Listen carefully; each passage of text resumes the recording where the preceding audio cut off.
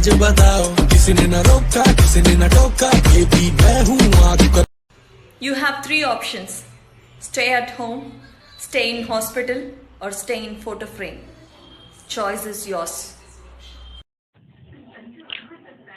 WhatsApp 8317435910।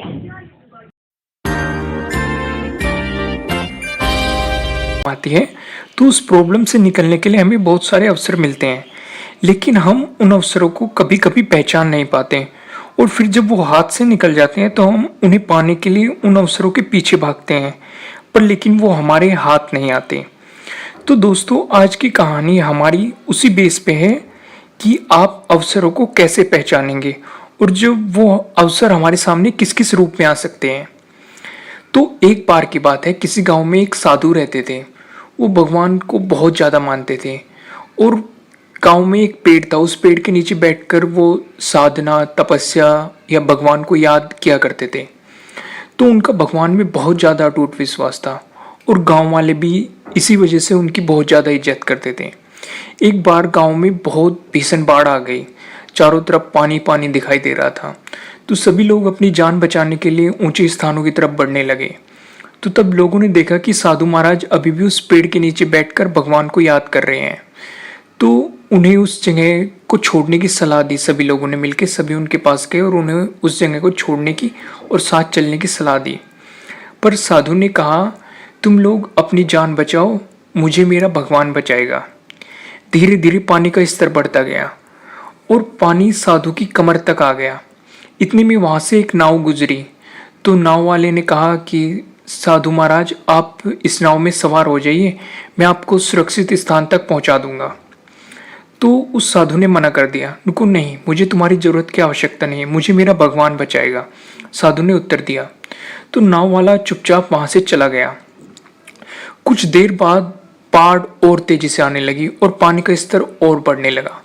तो साधु महाराज जिस पेड़ के नीचे बैठकर तपस्या किया करते थे, तो उन्होंने उस पेड़ पर चढ़ना उचित समझा और वो उसके ऊपर जाके बैठ गए और भगवान को याद करने लगे।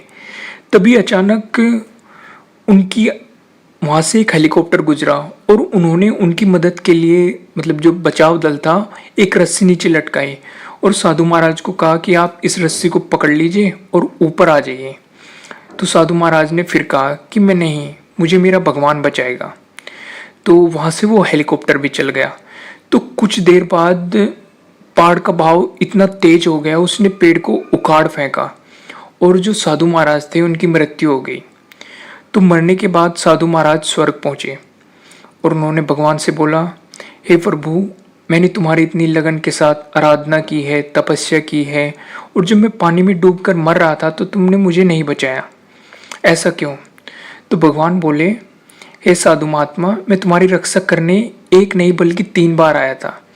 पहली बार ग्रामीणों के रूप में, दूसरी बार नाव वाले के रूप में और तीसरी बार हेलीकॉप्टर बचाव दल के रूप में, लेकिन तुम मेरे इन अवसरों को पहचान नहीं पाए।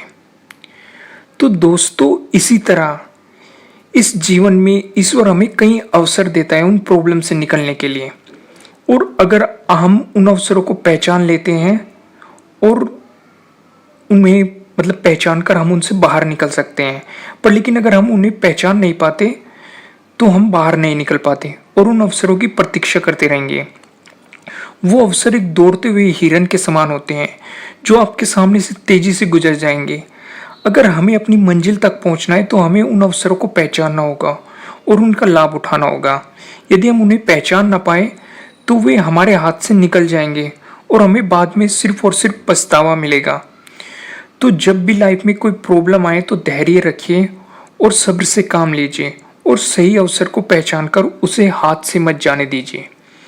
तो दोस्तों, मुझे उम्मीद है कि आपको ये वीडियो अच्छी लगी होगी, और अगर अच्छी लगी है तो इसे लाइक ज़रूर कीजिएगा, और अगर आप हमारे चैनल पर नए हैं तो सब्सक्राइब करना बिल्कुल मत भूलिएगा, और अगर आप चाहते हैं कि ये वीडियो किसी और के काम भी है तो आप इसे शेयर भी कर सकते हैं।